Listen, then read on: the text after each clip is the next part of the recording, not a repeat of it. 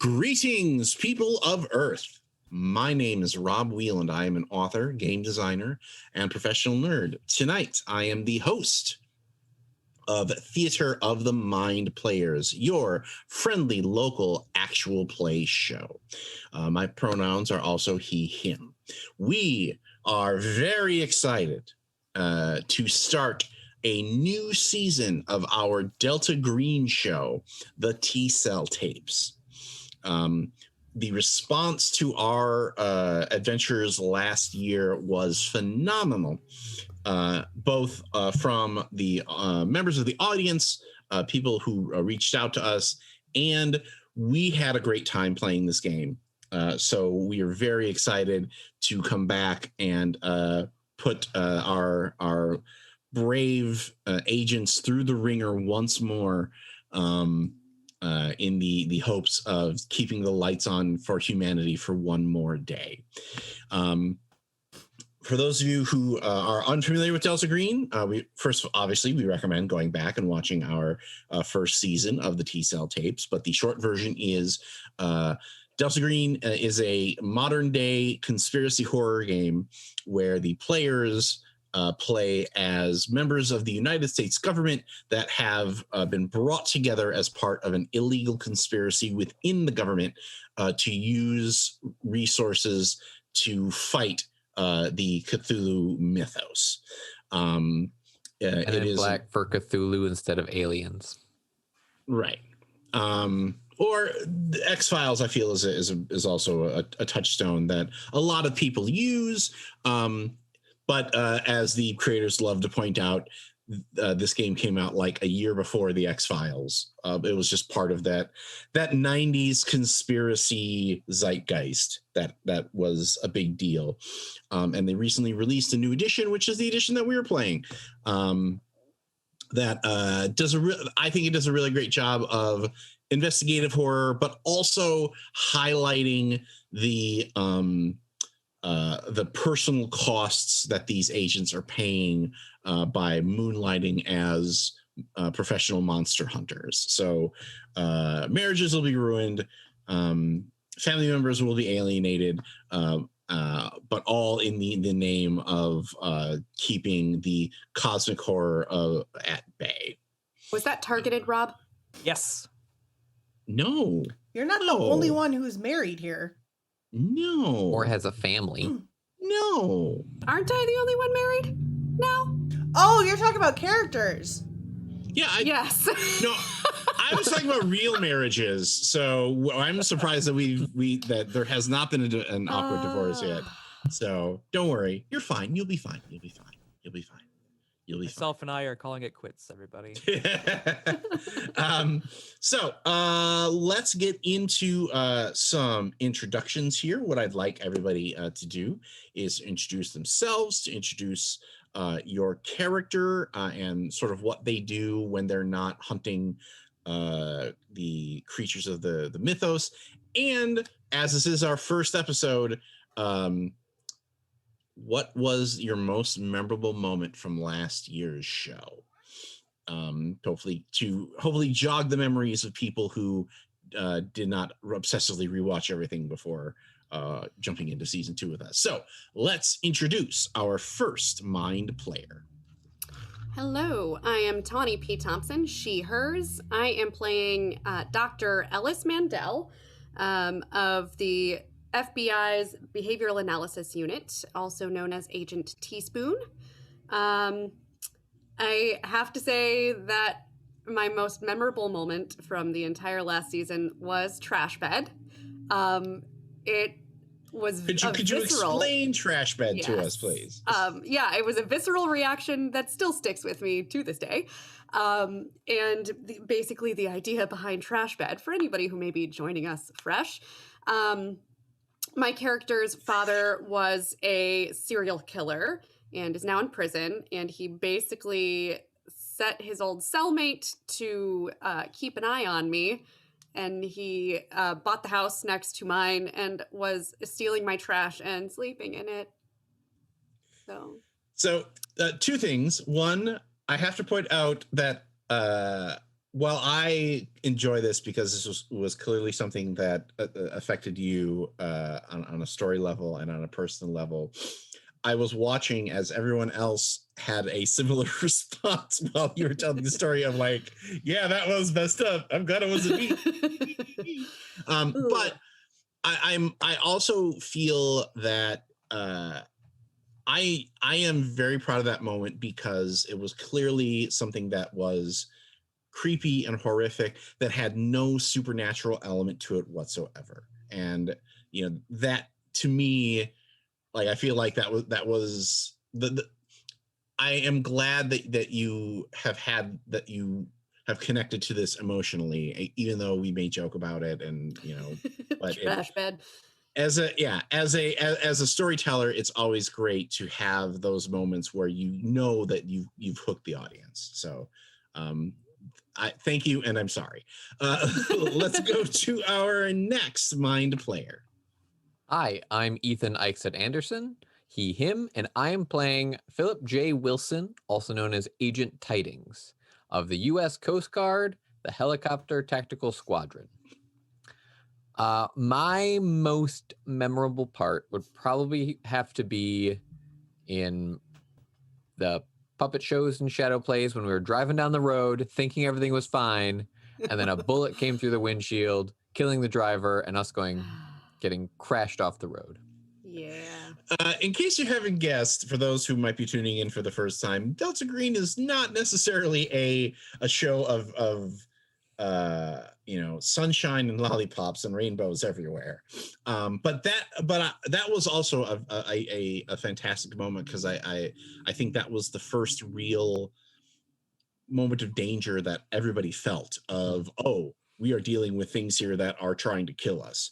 And it was a very tense confrontation that as I recall, you ended spectacularly with a role that was critical to avoid any season system letters at just the right, like at the perfect time. We were all about to die, and I got to get your agents out of there. So another fantastic highlight. Let's go to our next mind player. Hello, everybody. My name is Jordan Fishburne, she, her. I will be playing Donna Rep, going by Agent Trip. I am in our FEMA response unit on our paramedic response. So I am the person that tries to stop everybody from dying to various effects and success.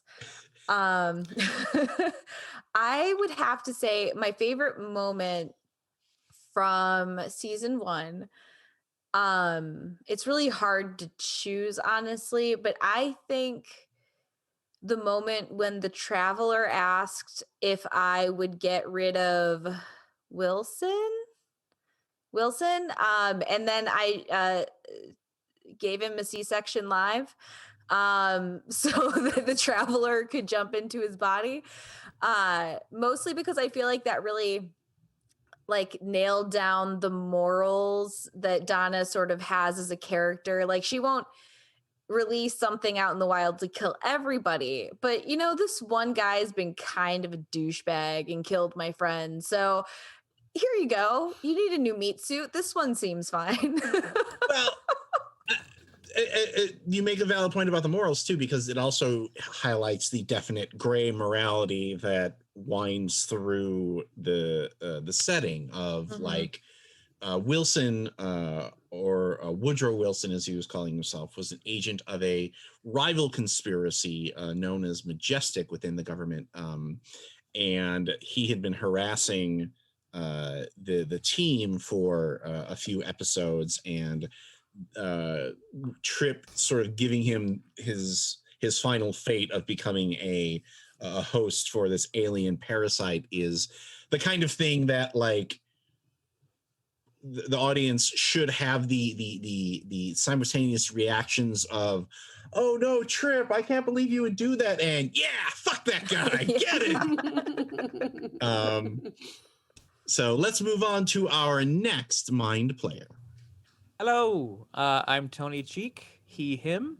I will be playing a brand spanking new character for reasons that we won't repeat. By the name of Andrew Graves, aka Agent Tower. He is part of the CIA, the Special Operations Group.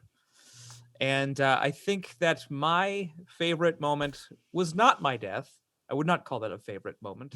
I was not a fan. That's why we say memorable, because memorable moment. But I think I don't know, it's a toss-up between the many misadventures of Taxi and Trip, especially the morgue.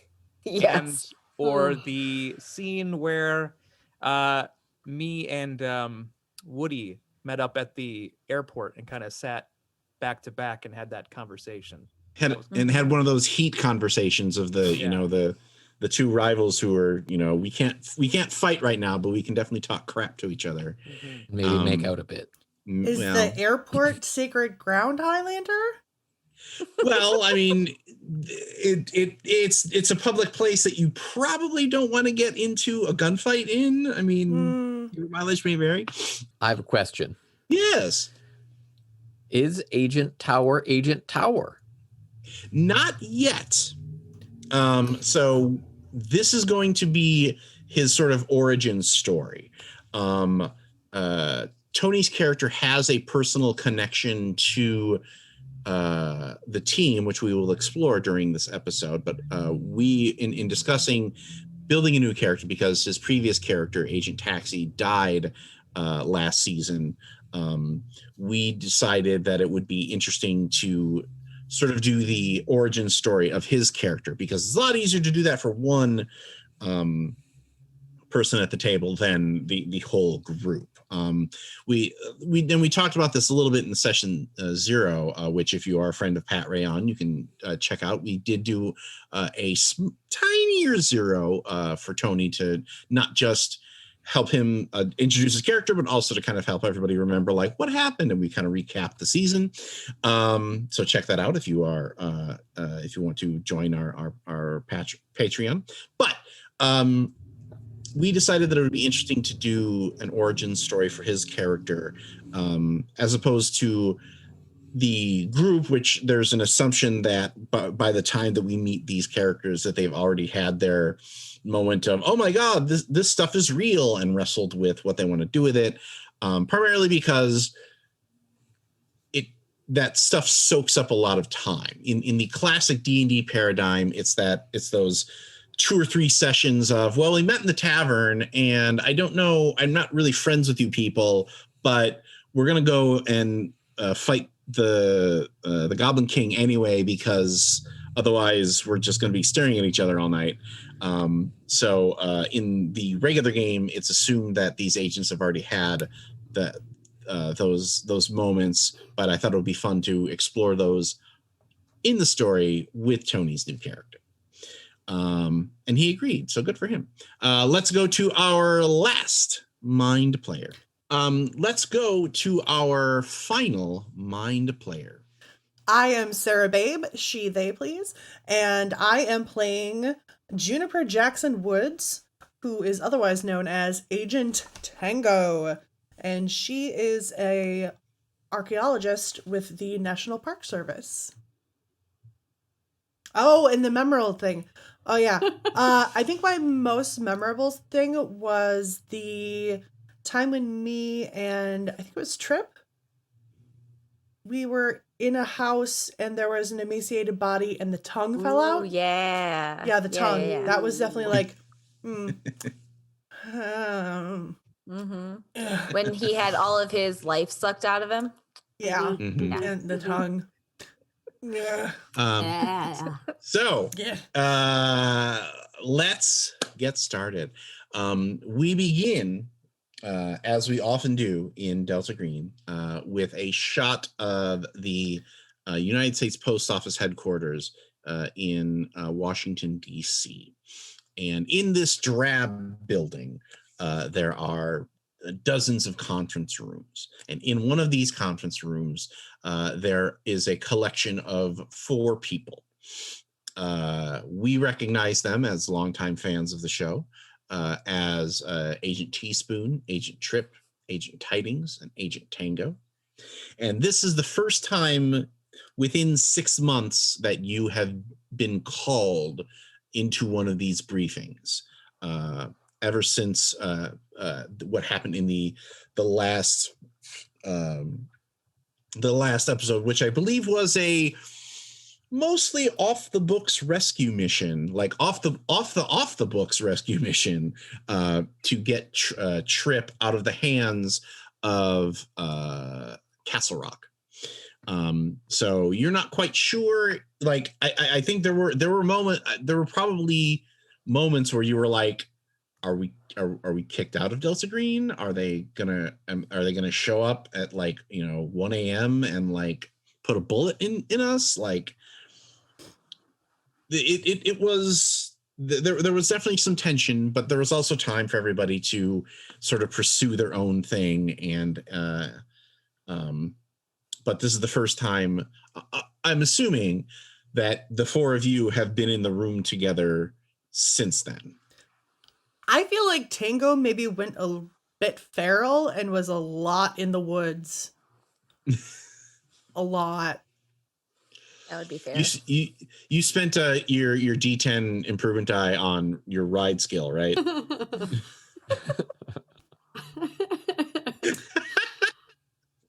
I spent mine on my shooting skill, so I've been at the gun range a lot.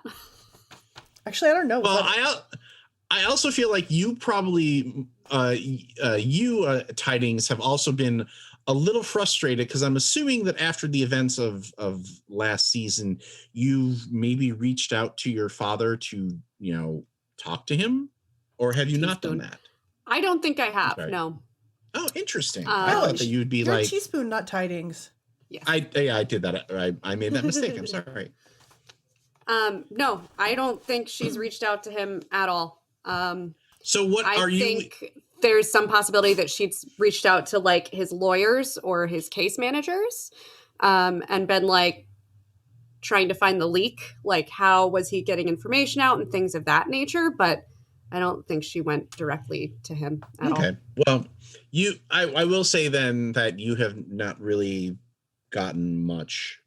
Like it may be at the point where you have to directly go to him, mostly because next either this episode or next I want to have the Hannibal Lecter scene. So Right.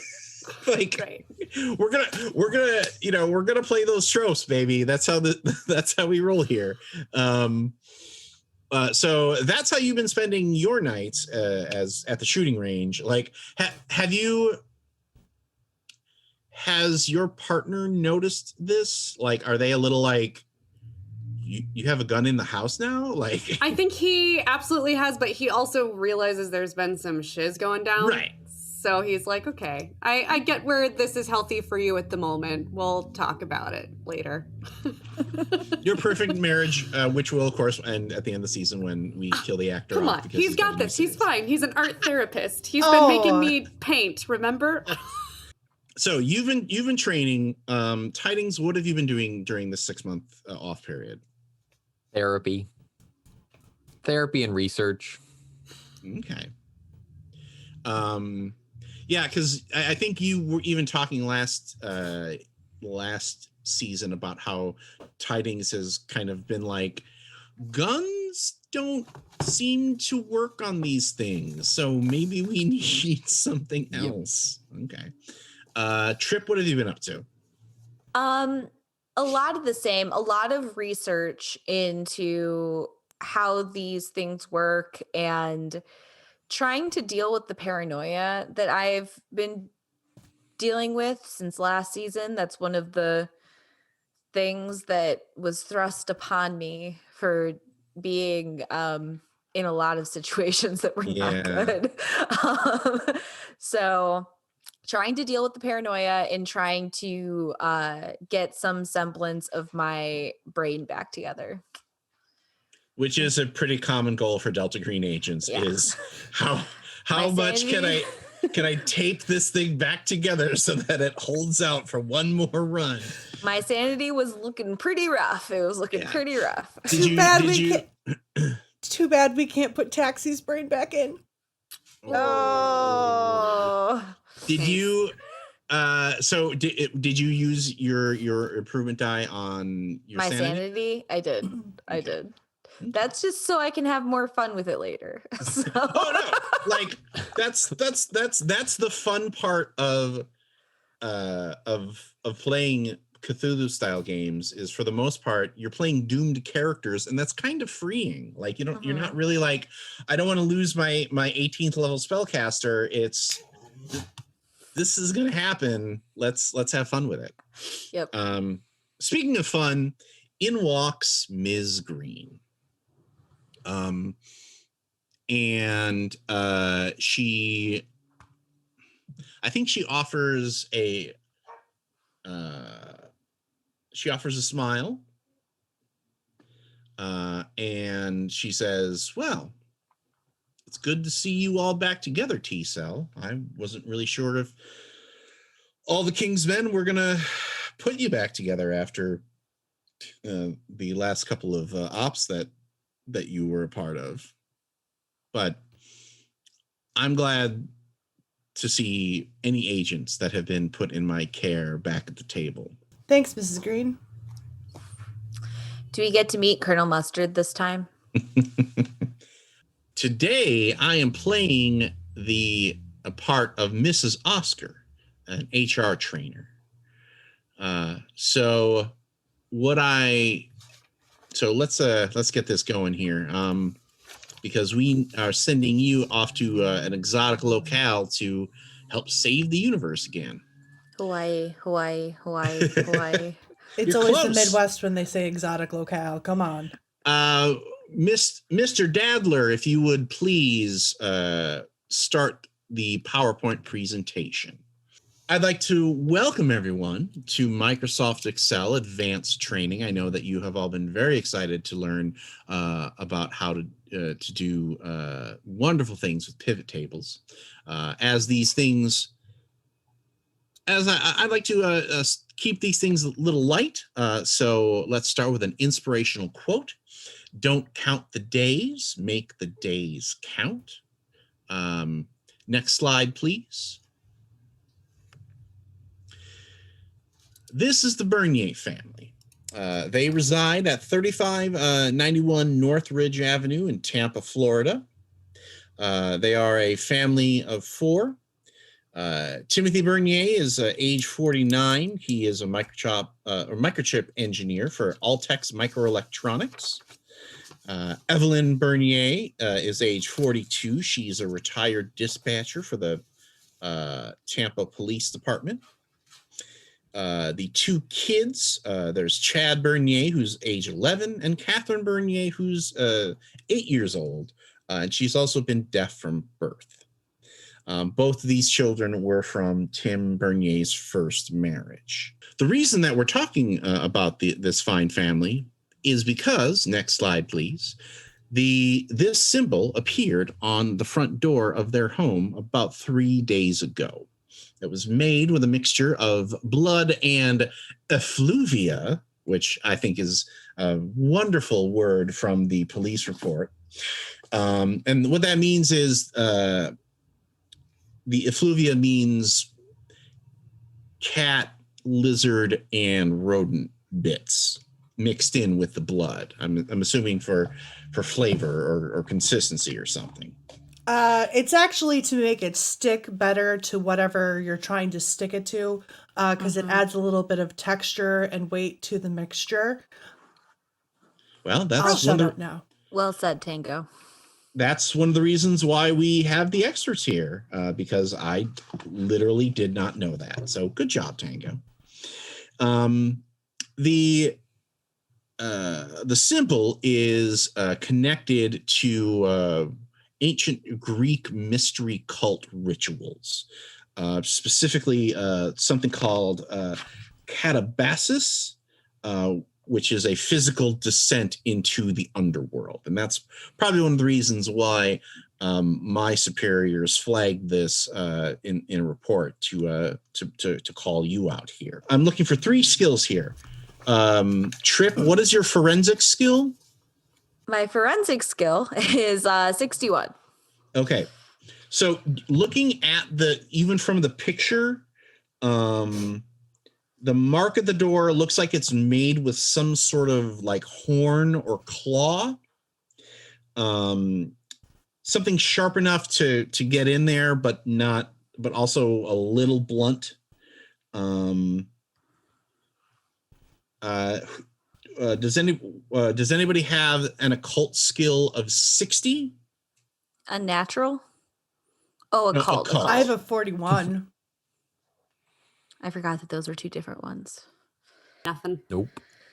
Okay. Are you the only one that has occult? Am I? I Yeah. think so. Apparently. Okay. Do you want to roll it for me, please? Yeah. 24. Under 41. Nice. Hey. So,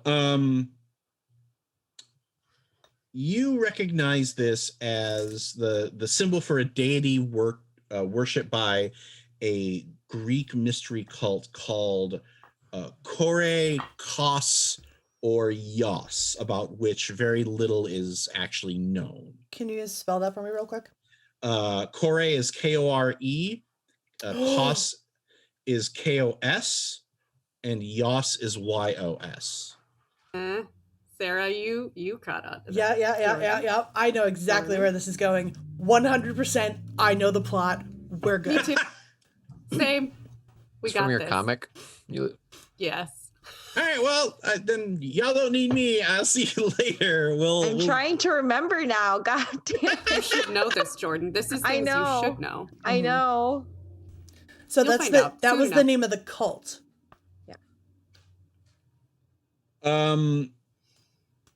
Yes. So it's an ancient Greek cult. it's a symbol. Well, it might be the cult. It might be the deity. It's a little depends on who you ask. It's a little. It's a little depends on who you ask. Okay. And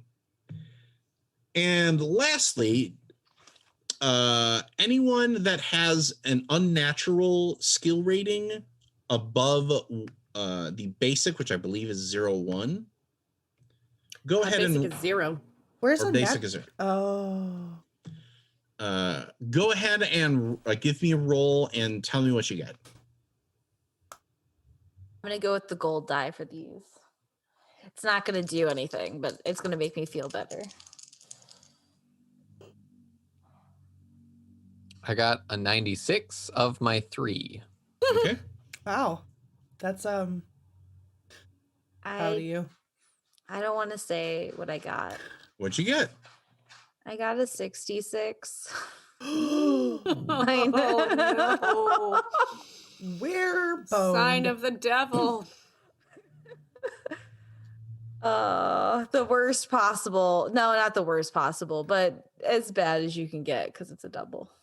Go ahead and roll a d6 for me for no reason whatsoever. Ooh, No. bye-bye, sanity. Oh, I didn't have any of those out, Rob. That's so cruel. It's so tough that I have to reach into a bag and grab I mean, one. I can do it if you want. Nope, it's fine. I got it. 2. I got Okay. it 2. That's how many willpower points you lose? Because because we kind of have that moment where you're staring at it, and we do like the slow zoom in on Trip as she's looking at it, like she has the normal looking face that everybody has in one of these meetings where they're like and then she leans forward a little bit because we cut to her perspective, and the blood and effluvia that we were talking about is moving within. That's great. I love that. That's definitely not gonna have a nightmare about that later. Cool. Great.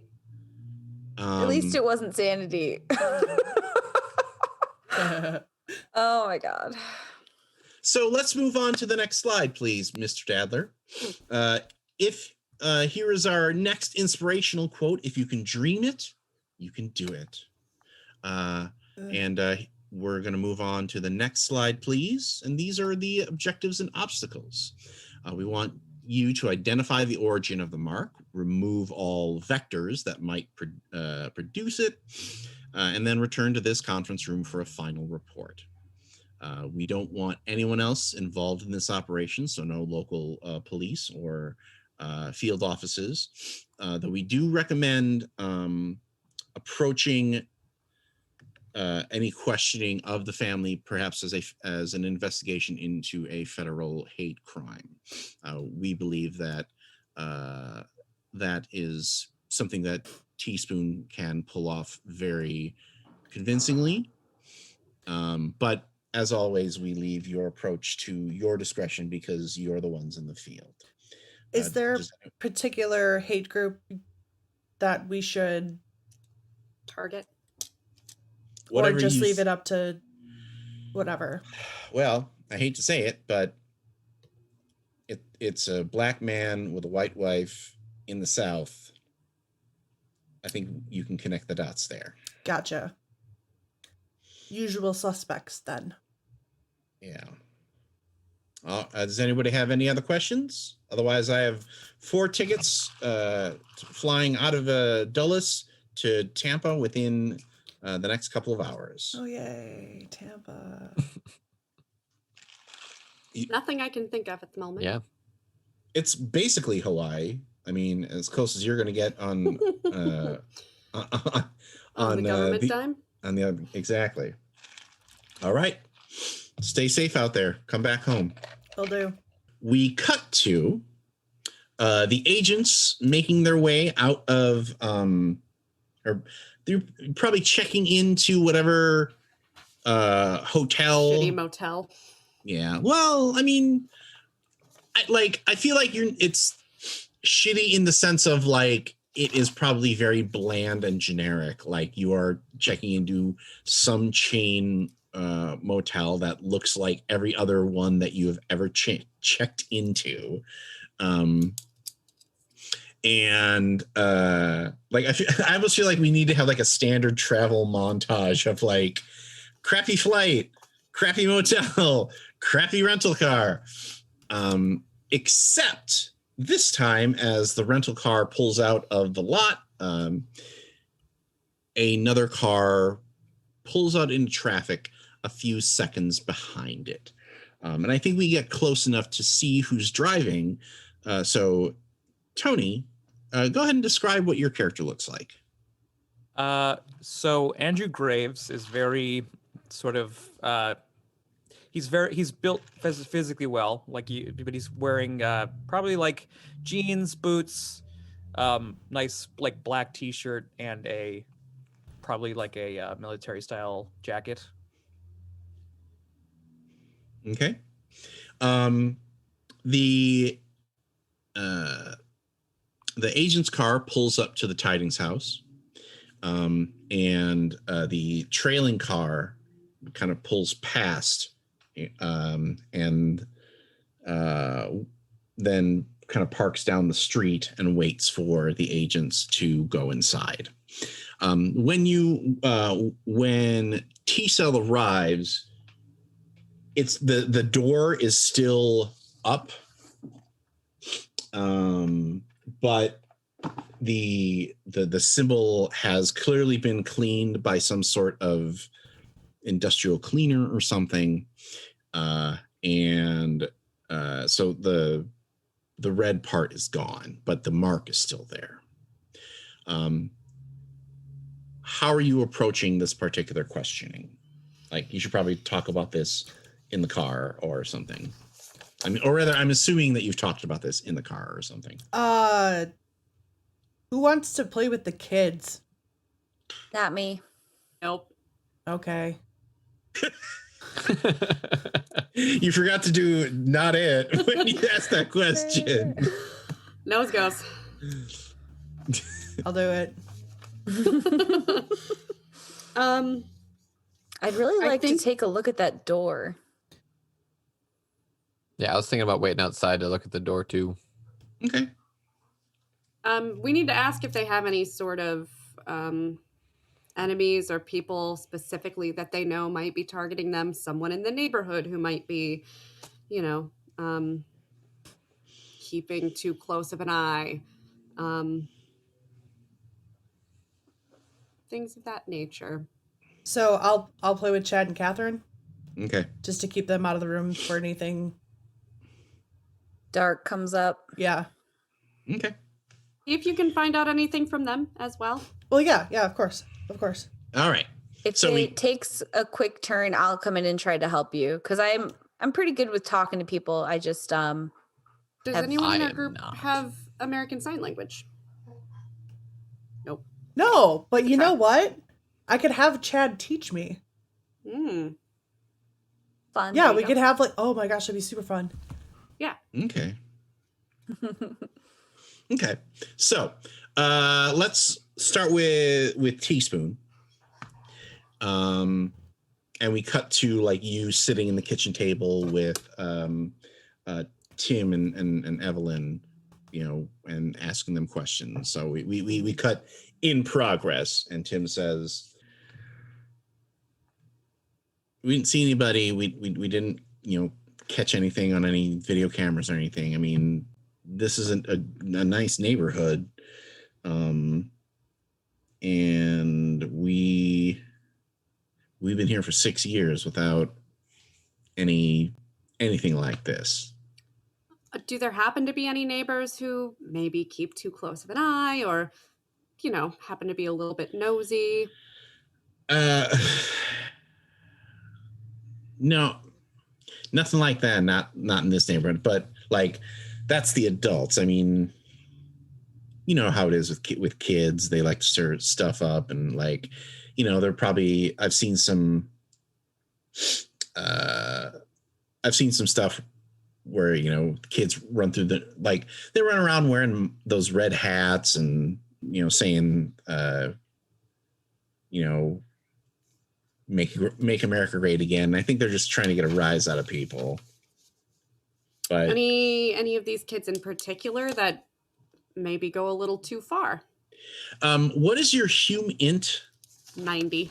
Okay, so while Tim has been talking, when you asked is there anyone that you know, any enemies, things like that, you get the feeling that Evelyn wanted to jump in there with something, but she didn't say anything. And the feeling, and as your conversation has been going, the feeling that you get is that Tim has done a good job of convincing Evelyn of his reasoning behind it. Of it's just some MAGA kids running around, you know, trying to scare the crap out of the one mixed family in the neighborhood. So I think as soon as we get a break in the conversation, I look at him and I say, you know, Mr. Beignet, I think it would be really helpful if, do you still happen to have the cleaning product that you used on the door, maybe the brush? We might be able to still collect some evidence from that. I can go colleagues. I can go out to the garage and get that. Thank you, would you? Yeah, sure, no problem. And Evelyn is like, did you need any more coffee, Agent Mandel? No, thank you. I actually, I noticed, Evelyn, it looked like you wanted to say something when I was asking about people in the neighborhood. I just wanted to see. Well, it's not people in the neighborhood exactly. And we cut to Tango playing with the kids. Or rather, playing in the sense of like having them teach her different words. So it's A, B, C. What? D? Wait. A, B, C, D? Oh, D's a hard one. E. I know that one because like, okay. Yeah, you're doing pretty good, says Chad. Thanks. I mean, you know, for this, you said that this is your first lesson. You're doing pretty great. I mean, I know a little bit from what I remember from, you know, Sesame Street. It's like I know sorry and thank you, and that usually works pretty well. But thank you for teaching me all of this. Thank you. And the girl, Catherine, does this one. Oh,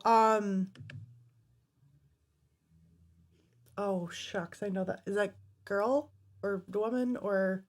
And she continues to converse, and Chad says, "No, she was saying her favorite Sesame Street character was Cookie Monster, and she was telling you how to say sweet." Sweet. Awesome. Cookie Monster is the best.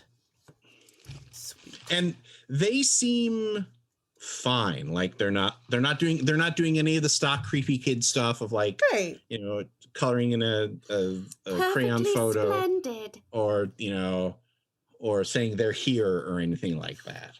So are you guys doing okay? I mean, it's a little scary to have somebody draw a really weird thing on your house. I mean, I would be scared, but you don't have to be. I can't tell you how to feel. And they have a brief conversation, and then Chad says, "Yeah, we're okay. Dad seems to think that it was, you know, some of the teenagers in the neighborhood just trying to mess with us. I mean, I have to deal with that stuff in school a little bit, but you know, I mean that's kind of how school goes, you know. I mean, people get picked on for everything." Well, I'm sorry you get picked on. I know how that feels. Yeah, it's not great. No, I may not know the exact reason, and it may not be the exact same thing, but I got to imagine the feeling of bad is pretty similar to what I felt too. So it gets better, I promise. I know. I mean, you know, we're doing okay. I mean, there's not I mean, you guys are here, right? I mean, you're gonna find out whoever did this. So Oh yeah, I don't. of course. Of course. We cut to Trip and Tidings at the door. What are you doing at the door? Basically trying to see how deep it's carved in, and maybe seeing if there's any trace blood we can still get to test on. The marks have anything specific that might show what type of horn, or if they left any trace of what carved it. And especially like going up to the house, I think we'd probably want to take a turn around the house too, just to make sure there's not another mark that people missed, because that one was so eye-catching. Okay. Real quick suggestion, because I have archaeology. Do you want me to kind of like come by and check and see if I can figure out stuff, or like me and I don't know. I figured we would tell you about it, Yeah. especially if we find something, and then be like, "Hey, Tango, Gotcha. this Hit is it your up on the way out. expertise." Yeah. Luckily, it's the front door, so you'll pass by it. I wasn't sure what the check would be. Well, Can we just take this door? I will tell you that you're not really finding any additional information like that. It seems like there hasn't been there aren't any bits of evidence that that come up on a walk around to the house. Like and I think you might even be a little mad that the local police already like cleaned out the mark, like, Oh yeah, because you're like, come on guys, like this thing. I think we do see the binocular shot